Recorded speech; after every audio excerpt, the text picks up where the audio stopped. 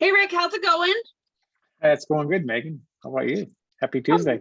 Yes, happy Tuesday. It's going well. I'm just like Yeah, we're getting a house ready to go on the market this week and awesome. trying to make it look snazzy in my working clothes today, my All hustle good. clothes. So we talked earlier about what we would discuss today, Hmm. and um I and you, we both agreed that we wanted to discuss the sort of changing interest rates and how it's going to affect the market. Hmm. And um, so I'll kind of give my 2 cents about it. And then I asked you to explain a couple of things like Okay. what determines, what interest rate you're going to get Hmm. and sort of the fallout of not seeing the forest through the trees. And I don't know if you can give that Yeah. example that you gave me earlier because probably not. Maybe you can think about how you can leave the names and the locations out of the story. Yes, I can do Okay. that. To protect the Oh, innocent, right? yeah, protect the innocent. So, what I'm seeing is that interest rates have Mhm. gone up significantly, Mhm. and over the course of the year, about approximately how much have they gone up in general, would you say? 0.5% to 0.75%, depending upon the program. Half for sure. Half Half for sure, percent. yeah. Yeah. Hmm. And so what that translates to on my side is that people at 2.5% were paying tens of thousands of dollars over the listing price. Hmm. So they just like, I think the people felt the rush of trying to lock in that 2.5% interest rate, and they were Hmm. like crazed by it. And so they Hmm. just threw money at it just to get into it and lock it Hmm. down. Hmm. So I don't think that the higher interest rates necessarily at this point, at this range, is going to knock a bunch of people out of the market because they already No. had that money. They just had it in Right. their pocket. But Hmm. I do think that people will hold on a little bit tighter to, you know, to their money, and Hmm. they might proceed a little cautiously. It's kind of like the stock market, when things go up and things go down, there's sort of a ripple effect of Hmm. how that affects how the market goes. And then there's always the other people that, you know, what is it? Sell the news, buy the rumor, sell the news, whatever the saying is. Anyway, Hmm. so my point being is that a 0.5 to 0.75% interest rate increase, I don't think is going to significantly change the market. I think it might Right. just give people a moment for pause. You might Hmm. have 5 offers instead of 10 offers, Right. um, because it does affect affordability. And especially, I remember one year, maybe it was like 2017 or 18, where the interest rates went from like 3 to 4, quick, like real quick, like within Hmm. 6 months. And so it took us Hmm. a while to sort of cycle those threes out that were already probably coming in by the hair of their chinny chin chin, and then Hmm. readjusting people's expectations of what you're going to get for what price. Hmm. So I'm not worried, and I think that, like I said, it'll just give people a little pause. You might get 5 offers instead of 10, but Hmm. the problem still remains that there's not enough houses for sale That's the for the biggest amount issue, of right? people looking. So, Well, I mean, clearly we look at, I look at things historically, right? mhm. And you're looking at rates in the low threes. That's still a great rate. We're not Oh, I talking four and know, a half. We're talking like 3 and 8, 3 and a quarter. right, I mean, nothing wrong with that rate, by the way. It's a great right, rate. exactly. Yeah. I agree with you 100%. And so this week we were blessed with a few referrals. And so what we do is I have a buyer orientation on Zoom. And because I, Mhm. I kind of like when I'm helping somebody find a house, there's some people that think kind of with their right brain and some people that think with their left brain. And I'm kind of like, I guess it'd be more of a right brain. Like, I want to know, who are these people? What do they do for a living? where's their family? What is their goals? Like, what is this going to be, a 5-year house, a 10-year house? And what do they do for a hobby? Do they go to church? I mean, what are their core sort of situations that they need to be near or as close as possible to? So I had a few orientations this week, and one of the buyers had mentioned that they were getting approved with a credit union. And I'm not poo-pooing credit unions. I have been a member of a credit union for a long time. But what I'm saying is that people have to understand the difference between working with someone like you in your position and working with a credit union. And the credit union offered them, you know, a great rate because it's a credit union. And that's kind of like their shtick, right? That they have great rates. And, but when you get down to it, it's probably a very nominal difference in rates. I don't really exactly know what it is today, but it's like you're splitting hairs. But I explained to them, for this teeny tiny change of a rate, here's what might happen.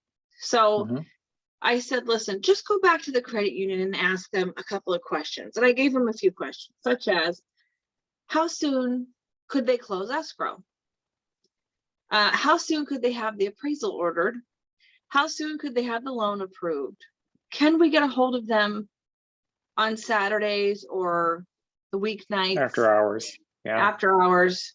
Will we have their cell phone? Like, because like you're pretty engaged in all these transactions. And I said, here's what the answers should be, but let me know, you know. And so this particular credit union couldn't commit to closing within 30 days, could not commit to full loan approval within 21 days. And, you know, to be competitive, to have a competitive offer in this market, it's all about the hustle. Like, our hair is on fire all the time. So you got to get your appraisal done right away. You got to get your HOA docs reviewed and approved by your HOA department. You've got to get that loan approved. And all of our numbers were off there. So, you know, they understood what I was saying. It's like, yes, I'm pro Rick, but I'm pro whatever they're going to do that's best for them. And so these are just some things to sort of question. They had also mentioned that they called an online or email, whatever, an online bank, and that the bank had given them like a commitment letter, and they said that it was a 2.5% interest rate. And this is this week. And I was like, 2.5%, that was like January, right? So I said, well, where is the commitment? Is it on the letter? Or, and they, because I thought, well, geez, if they have a 2.5% interest rate, I need to get in on this, right? Right. Yeah. Right, take it. Exactly. Right, take that deal. Yeah, exactly. You'd even say take that deal. And they said, well, that's what they told us in an email. And I said, well, ask them, if you were to lock your interest rate today, what would it be?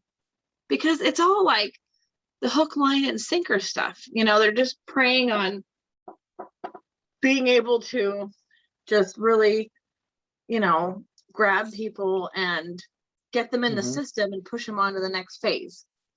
Right. So I wanted to talk to you about what goes into determining what kind of an interest rate someone's going to get. All good stuff. I deal with the same issues, by the way, with talking to buyers all the time. And you know, for home buyers, it's not their fault because it's like they don't know. People tend to believe what's on the news or what's on the commercials or what that kind of stuff is. What they have to know is that's not a commitment. That's just to get the phone to ring, right? It's not a commitment. So in a nutshell, how loans get priced, and there's no magic pill to this, by the way. Lenders don't wake up in the morning and go, shoot, I want the rate today to be 2.5 and start advertising 2.5. That's not the way it works, unfortunately. The way it works is that all loans, every lender on the planet prices loans to the mortgage-backed securities. And that's controlled, called MBS, and that's controlled by Fannie Mae.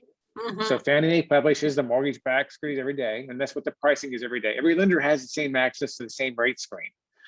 Okay, so everybody's got about the same rate, give or take maybe a little bit here and there sometimes, but that's pretty much how loans get priced. It's not a magic formula whatsoever.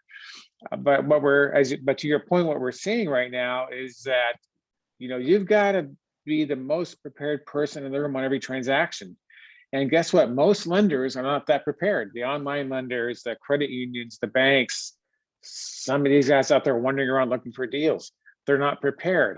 I deal with these as well as we do on all kinds of transactions. I mean, I have another transaction now. It's not my transaction. One of my other realtors I work with, his seller is selling a house and buying another.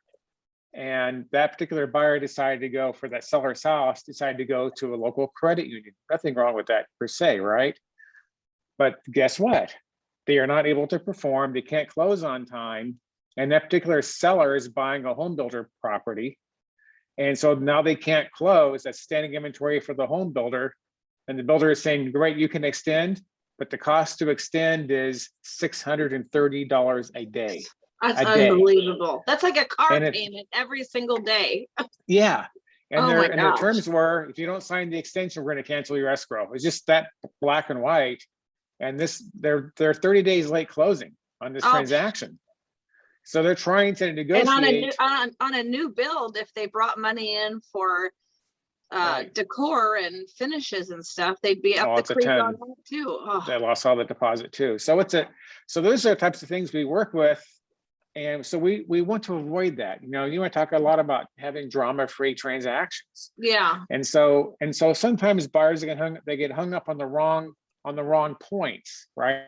And I have another transaction where I offered the guy a super low rate a week or so ago. He's like, no, I want the lower rate. But he turned the conversation away from rate to compare, believe it or not, credit report fees. How come this credit report fee is this much? I don't want to pay that much in a credit report fee. It's like, that's what the credit bureau charges. I mean, that's market stuff, Yeah, right? you mean you're not making money on credit reports? Yeah, right. He wanted to debate the credit report fees instead of locking the rate. Well, now the rates have gone up last week. Now he's going to be, so, darn it. If people would just, I know we say this a lot, but I can almost write a book on this. Someday I think I just might, just for fun. I know, right? I know. But if they would just follow the guidance and focus on the things that are the most important, Right. right? Because people get sidetracked, Right. they get sidetracked, right? And so the market is very dynamic in terms of rates. Mhm. And as we talked about before, there's a lot of volatility in that mortgage market right now. And I Right. think that will settle down, but for now, there's a lot of volatility, right? Right. And so buyers tend to focus on the wrong things sometimes, and that tends to get them in trouble if they don't I follow the know. right guidance. I Yeah, agree. anyway, so So tell anyway. me, to kind of rattle off to us a few things that affect what kind of rate you get. So when someone sees a Mhm. rate advertised, that doesn't necessarily mean it's the rate you're going to get, because what Right. things are taken into consideration? Oh my gosh, there's so much. There's a bunch of things. There's conforming loan amounts and there's non-conforming loan amounts. Let's talk about that. So conforming loan amount in Orange County is up to 548,250. When you go above that 548,250, it's considered a non-conforming loan amount or a high balance, and that's a higher rate. Okay, so and often also the rates are based upon down payment. So if you got a 30% or 40% down payment and a very high FICO score, that will be a little bit lower rate again, right? So oftentimes when lenders advertise a rate, they're advertising like a 40% down payment, 800 FICO, $300,000 loan amount, that kind of stuff. Right. Those are going to be a little bit lower rates, right? But the reality is that may not meet that person's situation. If FICO is lower, the loan to value is higher. A lot of factors go into that. But rates are still going to be pretty low. Rates are good. Rates are really good right now, actually. Right. Yeah, I historically agree. speaking. Yeah, exactly. So a lot that goes into that. We were going to talk about too. Oh, can you tell me more again? I know I asked you about this last time, but about your lock and shop. Like, what is that? Yeah. What's the process for that? Can you just break it down one more time for me? Yeah, so it's really cool. Here's how it works. It's really simple when you think about it. You take part of what affects interest rates is how long your lock is. So a shorter term lock is a better rate than a longer term lock. generally when we're in escrow on a property, we'll lock for 30 days. It gives them a really good rate. But how do you protect that while someone's shopping? Because lenders cannot lock or rate while you're shopping because you have to have an end date to that rate lock, and who knows what that's going to be, right? So what we've done at Hometown is we have a really cool program. We can lock the rate while they're shopping for up to 90 days. That's quite a long Mhm. time. But how you price that is, there's a couple of really cool features on that. We take today's rate for a 30-day lock Mhm. and add an eighth of 1% rate on top of that. Mhm. And then it's locked for 90 days. But so that means that they're protected. So if in the volatility of the market, if the rates keep going up, they're protected on that lower rate.